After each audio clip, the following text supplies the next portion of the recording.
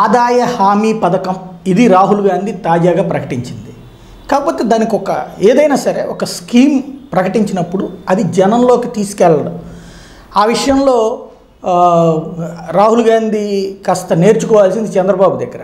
ఎందుకంటే ఆ పథకం ఇప్పుడు సంపూర్ణ రుణమాఫీ అని చెప్పిన తర్వాత దానికి లెక్క 84,000 కోట్లన్నా ఏ రేంజ్లో తీరుస్తామన్నది ముందుగా లెక్క చెప్పింది. ఆ తర్వాత తీర్చకపోయినా సరే సంపూర్ణ రుణమాఫీ చేసేసామని ఇప్పటికీ ప్రజల్ని నమ్మించడం అనేటువంటి విషయంలో చంద్రబాబు దగ్గర ఆయన నేర్చుకోవాల్సింది.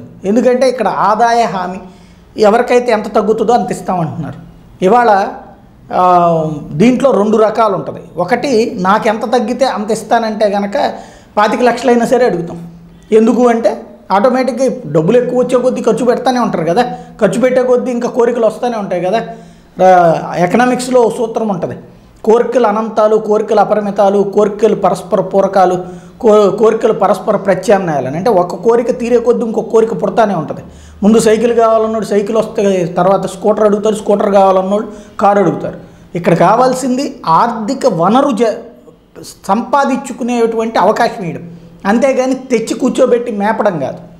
అక్కడే ఇంతకాలం పాటు దేశంలో జరిగినటువంటి అతిపెద్ద తప్పు. సరే, అది పక్కన పెడితే ఇక్కడ కీలకమైనది ఏంటంటే కనీస వేతనాలు. కనీస వేతనం ఇవాళ 9,500 రూపాయల దాకా ఉంది.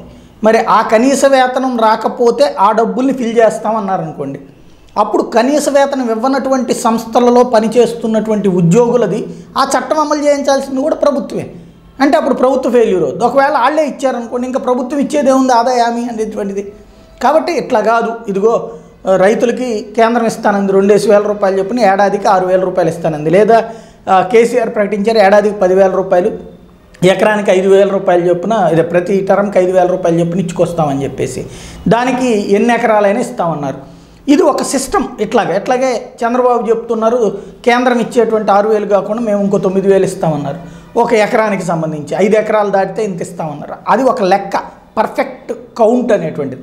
అట్లా ఈ ఆదాయానికి సంబంధించి ఒక లెక్క చెప్పాలి. కానీ ఏదో ఇట్లా వస్తే మీరు తగ్గితే మేము ఇస్తామంటే, మీరు బాగుపడకపోతే మేము బాగు చేస్తామని చెప్పి సుదీర్ఘకాలం పాటు గరీబీ హటావో, బేకారీ హటావో అంటూ నినాదాలు ఇచ్చుకున్నాం. ఆ నినాదాల తరహానే ఉంటుంది తప్పించి అర్థం పర్థం లేకుండా ఉంటుంది. కాబట్టి ఇదిగో ప్రతి ఒక్క వ్యక్తికి మేము 5,000 వేస్తాం, లేదు 10,000 వేస్తాం, అట్లా వేయగలమా?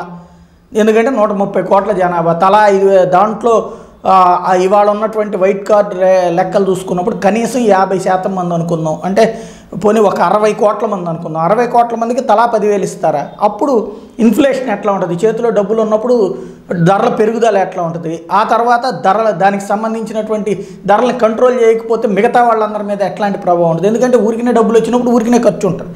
ఇట్లాంటి బోలెడన్ని లెక్కలు ఉంటాయి. మన్మోహన్ సింగ్ లాంటి ఆర్థికవేత్తని ప్రధానమంత్రిని చేసినటువంటి పార్టీలో అట్లాంటిది తెలియకుండా ఏదో ఒకటి నోటికొచ్చిన హామీ ఇవ్వడం అనేటువంటిది విచిత్రంగా ఉంటుంది. ఇది ఒక స్పష్టతతో కూడినటువంటి హామీ ఇస్తే ప్రజల్లోకి వెళ్తుంది.